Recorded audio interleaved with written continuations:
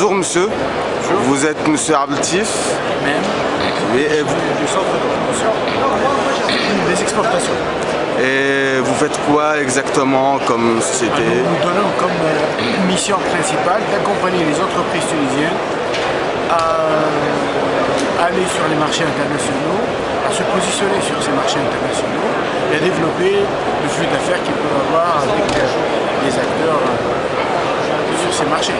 Et vous êtes présent au salon e-commerce à Paris. C'est la troisième fois consécutive qu'on est présent. Moi personnellement, c'est la première fois où je viens.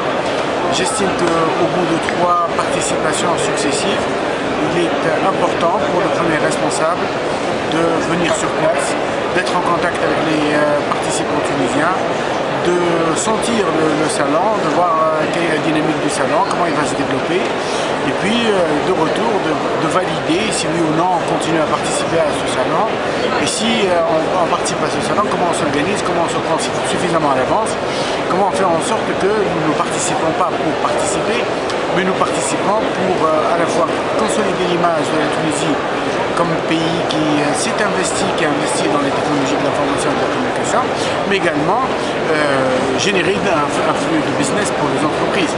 D'accord. On ne fait pas de l'angélisme, on est là pour faire du business. Et qu'est-ce que vous pensez du e-commerce en Tunisie? Je pense que l'e-commerce en Tunisie n'a pas encore connu l'envol qu'il peut et qu'il doit connaître. Notre centre d'intérêt à travers cette participation au niveau du salon e-commerce en France, c'est d'abord actualiser ses connaissances sur cette mouvance qui est en train de bouleverser le commerce à l'international. Il y a aujourd'hui des chiffres qui, il y a quelques années, n'avaient aucune crédibilité. Il y a de plus en plus de commerce qui se fait à travers le canal e-commerce. Il y a des métiers qui se développent autour du e-commerce. Il y a des métiers vieux comme le monde, comme la logistique, qui sont en train aujourd'hui de se déployer différemment. Le marketing ne se fait plus de la même manière. Le contact avec les clients ne se fait plus de la même manière.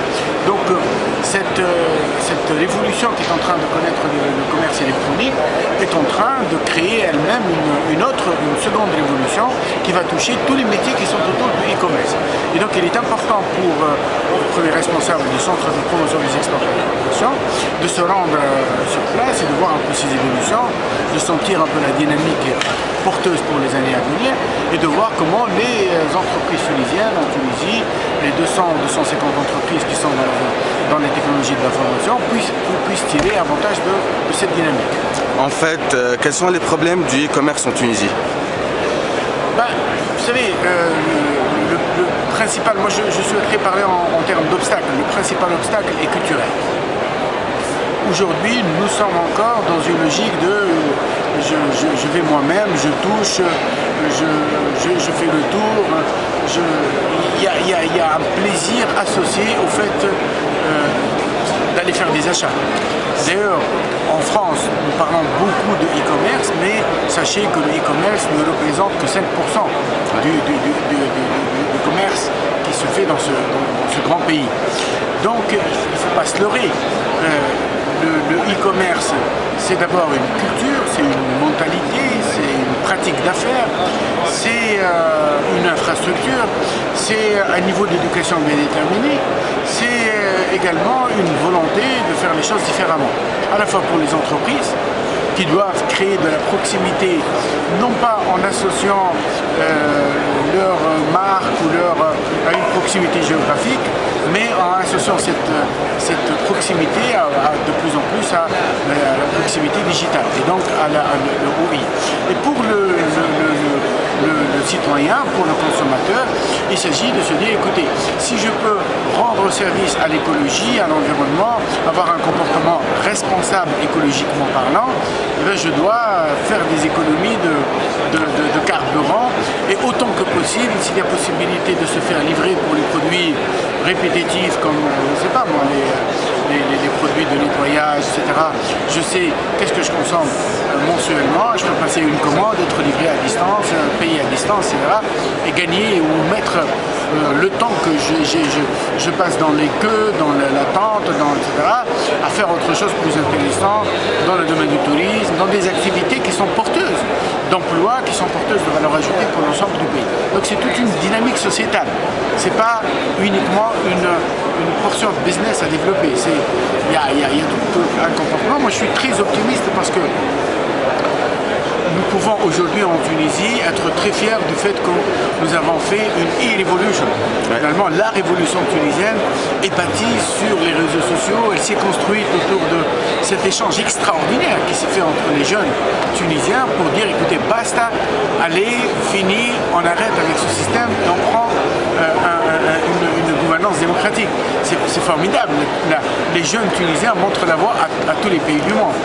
Aujourd'hui, il s'agit de faire une deuxième révolution, et cette révolution, c'est une révolution du business, et d'aller vers un business classique très faible, très maigre en valeur ajoutée, vers un commerce de plus en plus développé et riche en valeur ajoutée.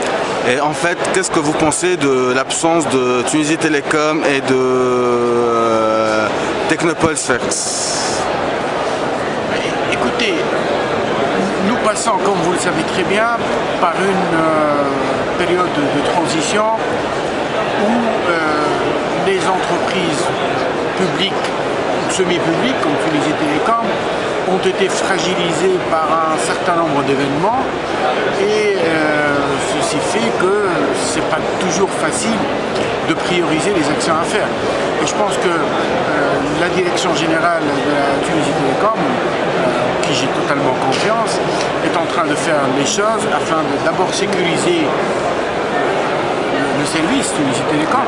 Et ce qui est bien à noter, c'est que nous sommes en évolution continue depuis maintenant plus de 7 mois et en Tunisie, j'ai jamais eu de rupture de gaz, j'ai jamais eu de rupture de téléphone, j'ai jamais eu de rupture d'électricité.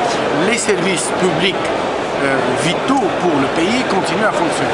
Je dois rendre hommage à tous mes collègues au niveau de Tunisie Télécom pour ça.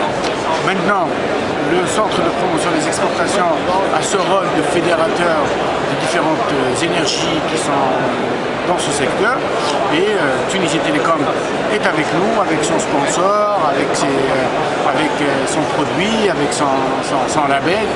Et ils seront beaucoup plus avec nous dans l'édition 2012 en engagement effectif, mais je ne les en veux pas parce qu'il y a des circonstances exceptionnelles.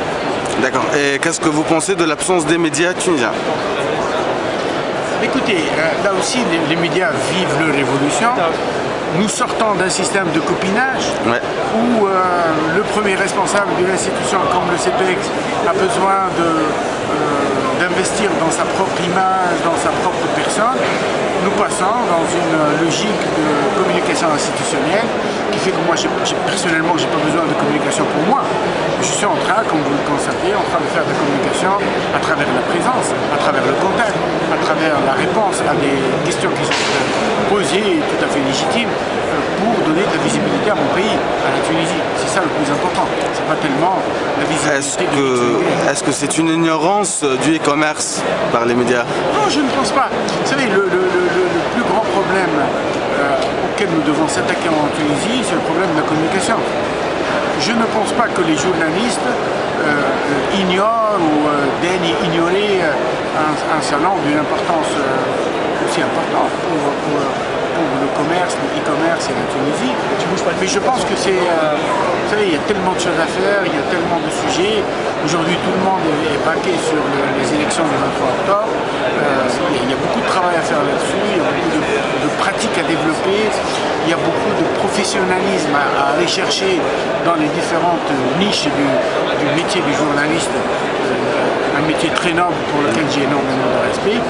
Mais je pense que nous devons également nous interpeller nous-mêmes, nous poser des questions. Un salon, ça se prépare avant le salon, pendant le salon et après le salon.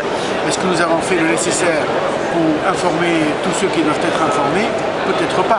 Nous devons nous améliorer nous aussi. Il ne suffit pas d'incriminer les autres ou de dire qu'ils n'ont pas fait leur travail, ou ils sont absents, ou ils ont négligé. Il y a également des questions à se poser soi-même. Et qu'est-ce que vous pensez du stand de la Tunisie dans ce salon? Écoutez, en comparant avec les autres. Comme vous pouvez le constater Et vous-même, ce salon est un salon d'offreurs de services dans le e-commerce.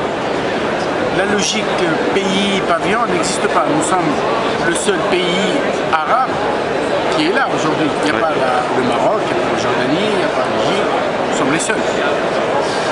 Nous nous sommes inscrits depuis 3 ans dans une logique d'apprentissage de ce que peut nous apporter ce salon. Et nous sommes à la 3e année, à la 3e participation consécutive. C'est la première fois où je viens moi-même pour ce salon. D'habitude, j'envoie mes équipes. Et l'objectif, c'est de se dire, maintenant, qu'est-ce qu'on fait dans notre participation à ce salon? L'idée, c'est de dire, validons avec les entreprises tunisiennes que ce salon est important, inscrivons ce salon de façon durable dans notre action de promotion, essayons d'améliorer les différentes composantes de notre participation à ce salon, en passant par le recrutement des entreprises qui doivent y être. Et puis, par la suite, essayons de travailler sur la communication, sur le contenu, de répondre à un certain nombre de questions. Est-ce qu'aujourd'hui, quand on est présent avec un label qui s'appelle Tunisia Export, est-ce que ça veut dire quelque chose pour les gens qui sont là?